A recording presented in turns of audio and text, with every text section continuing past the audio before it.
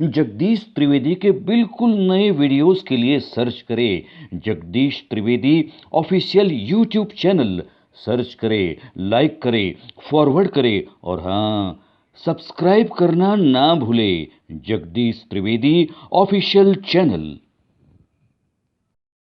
હાસ્ય નિબંધનું શીર્ષક છે બાપુજીનું ટેલિફોનિક બેસણું।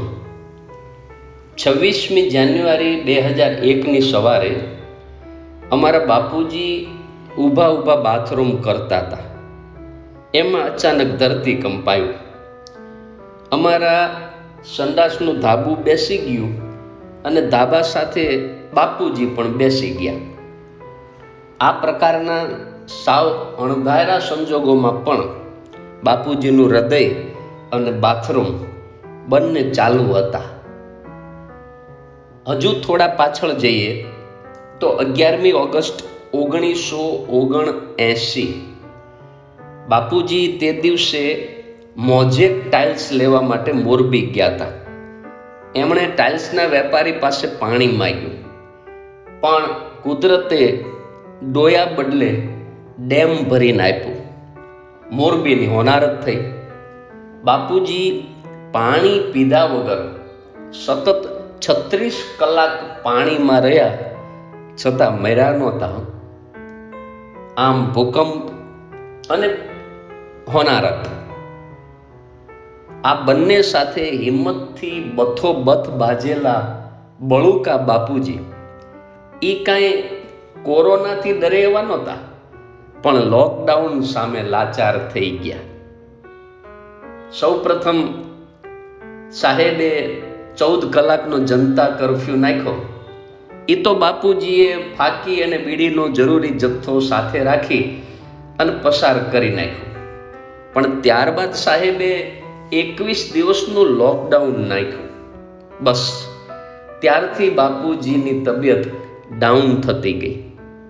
અમારા બાપુજી થોડા વ્યસની હતા।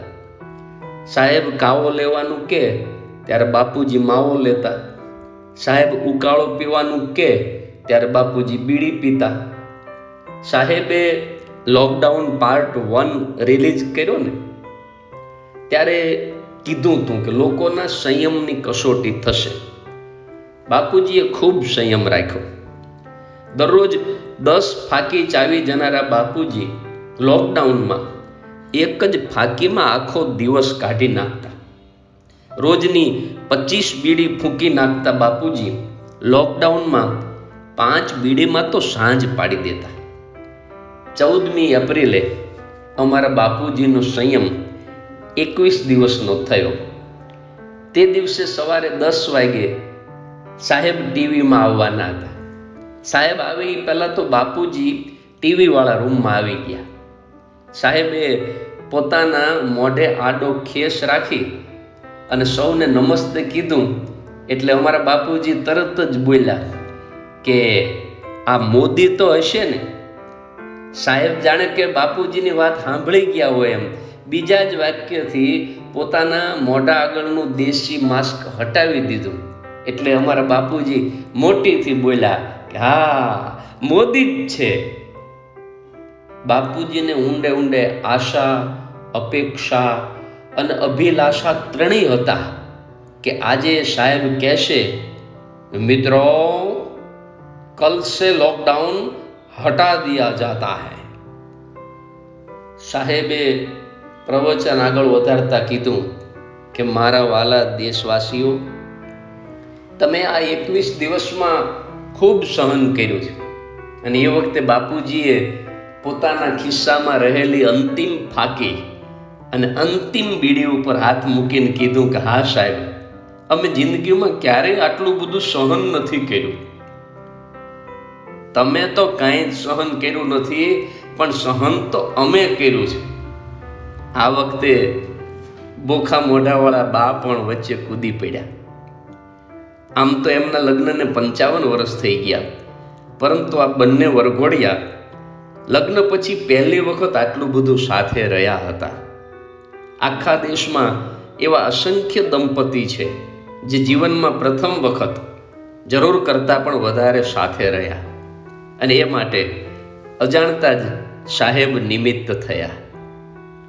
સાહેબે પ્રવચનમાં આગળ કહ્યું કે આ કટોકટીના સમયમાં ભારતે લીધેલા પગલાં અસરકારક હતા.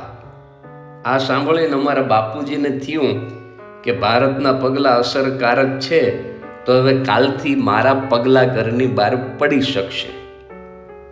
બા પણ બાપુજી ઘરની બહાર ટળે એની તરફેણમાં હતા, પરંતુ સ્ત્રી સહજ લજ્જાથી પોતાનો મત અપ્રગટ રાખતા હતા. અંતે જે થવાનું હતું એ થઈને જ રહ્યું.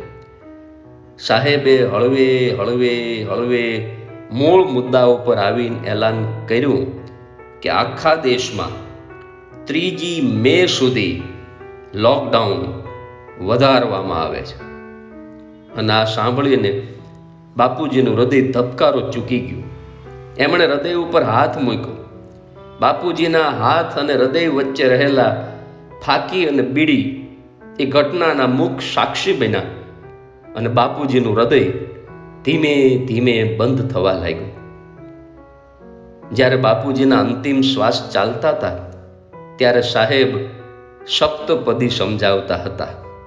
સાહેબે કહ્યું કે ઘરમાં જે વડીલ હોય એની સંભાળ રાખજો. બાપુજીએ જતા જતા કહ્યું કે હવે મારી સંભાળ રાખવાની જરૂર નથી, પણ મનિયા, તું તારા બાની સંભાળ રાખજે. તે દિવસે સાહેબનું પ્રવચન અને બાપુજીના શ્વાસ બંને સાથે પૂરા થયા. આજે અમારા બાપુજીનું ટેલિફોનિક બેસણું છે. આ કોરોનામાં એટલું સારું કે મોટી વાડી ભાડે રાખવાની જફા નથી. કોઈ અમીરના બાથરૂમ જેવડા અમારા ડ્રોઈંગ રૂમમાં બેસણું શરૂ થયું. પહેલાં થયું કે ટેલિફોનિક બેસણામાં બાપુજીનો ફોટો રાખવાની શું જરૂર છે, પણ પછી વિચાર આવ્યો કે કોઈ સગા ફેસ ટાઈમ કે વિડીયો કોલ કરે તો થોડોક આમ બેસણા જેવો સેટઅપ તો હોવો જોઈએ ને. હું બાળકોના રૂમમાંથી પ્લાસ્ટિકની ખુરશી લઈ આવ્યો, એમાં બાપુજીના છબીજી પધરાવ્યા. અગરબત્તીનું કાચનું સ્ટેન્ડ એ તો 2 દિવસ પહેલાં જ ફૂટી ગયું હતું. એમાં થયું એવું કે પત્ની ગણપતિની માળા ફેરવતી હતી અને એમાં ગણપતિનું વાહન આવી ચડ્યું. શ્રીમતીજીએ ડરના માર્યા અગરબત્તીના સ્ટેન્ડનો ઘા કર્યો. ઉંદર તો સમય સૂચકતા વાપરીને છટકી ગયો, પણ સ્ટેન્ડ બિચારું ફૂટી ગયું. મેં એક બટાકું કાપીને અડધું કર્યું, એમાં 3 અગરબત્તી ખોસી દીધી. આમ પણ જુગાડ કરવામાં ગુજરાતીને કોઈ ન પહોંચે. મોન્ટુએ સેલફોનમાં હે રામની ધૂન શરૂ કરી અને અમે 5 વ્યક્તિઓની ઉપસ્થિતિમાં બાપુજીનું બેસણું સ્ટાર્ટ કર્યું. હું, શ્રીમતીજી અને અમારા બંને બાળકો, અમે 4 જણા પોતપોતાના સેલફોનને 100% ચાર્જ કરી અને બાપુજીના બેસણા માટે બરાબર તૈયાર હતા. અમે છાપામાં બેસણાનો સમય 5 થી 7 છાપ્યો હતો. 5:15 વાગ્યા છતાં કોઈની રિંગ ન આવી. અમે વારંવાર ફોનના ડિસ્પ્લેમાં જોઈને ફોન ચાલુ તો છે ને, કવરેજ તો બરાબર આવે છે ને, એની ખાતરી કરી. અમારા બાપુજી અજાત શત્રુ હતા એ તો અમને ખબર હતી, પણ અજાત મિત્ર પણ હતા એની જાણ તો છેક બાપુજીના બેસણામાં થઈ.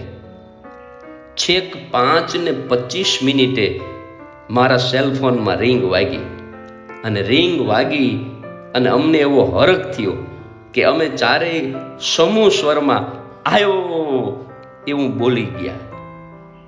મારા બાએ માળા ફેરવતા ફેરવતા આંખો ખોલી.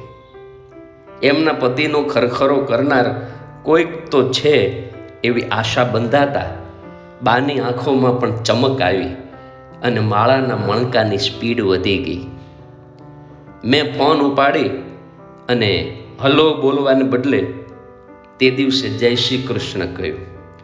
અને આ જય શ્રી કૃષ્ણ બોલતી વખતે પણ મેં અવાજને પ્રયત્નપૂર્વક ગળગળો કર્યો, જય શ્રી કૃષ્ણ ભાઈ. પણ સામા છેડેથી ફોન કરનાર એણે મને સાંભળ્યા વગર જ અસ્સલામુ અલૈકુમ એમ કીધું.